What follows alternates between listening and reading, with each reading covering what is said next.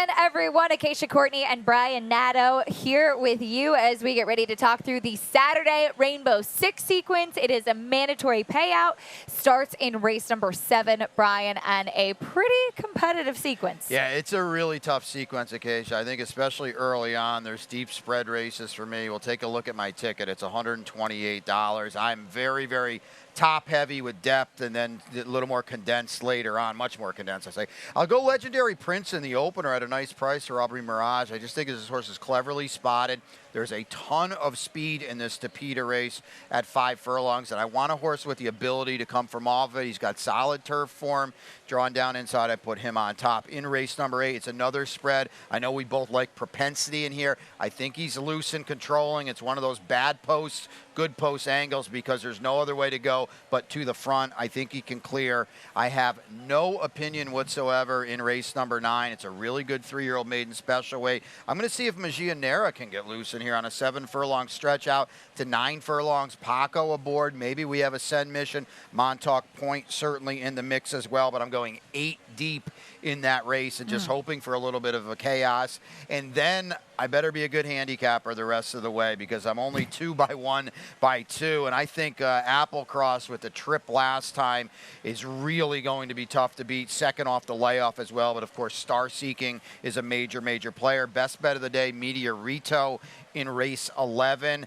Off the Delgado claim, 34%. I think that, you know, in him we trust in there. And then in the finale, you could go really, really deep. But I went inside number 4, Vocalize with the big pedigree. More Than Ready out of the Grade 1 winner. Harmonize, I think she moves forward. He moves forward, second start. And then I did use Growth Capital as well for Chad and Seth Klarman. $86.40 ticket for me. I started it off with a 4-horse spread in the opening leg. I thought we're going to see a better performance from Like What I See, who I think is a speed play in this. Kasim, I really like second off the claim for Carlos David. Nearly made him my best bet of the day, but thought that he could take a big step forward. If I were to single, it would be in race 8 with the 10 propensity. I don't entirely trust him. He's 1 for 16, but he's the lone speed in this race. Can he take them every step of the way?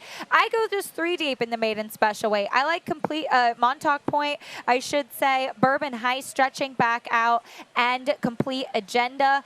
Complete Agenda strikes me as kind of that grinding, relentless running type. Montauk Point, I think we're going to see an even better performance for Shug McGahee in race 10. I like Applecross as well, but I also include Star Seeking, who tactically I think maybe has a bit of an advantage, being a little bit more of one who can be forwardly placed. Meteorito, I think, is a major player as well in the 11th. We'll also use another one, a couple others protectively in that race. And in the nightcap, I'm 3 deep.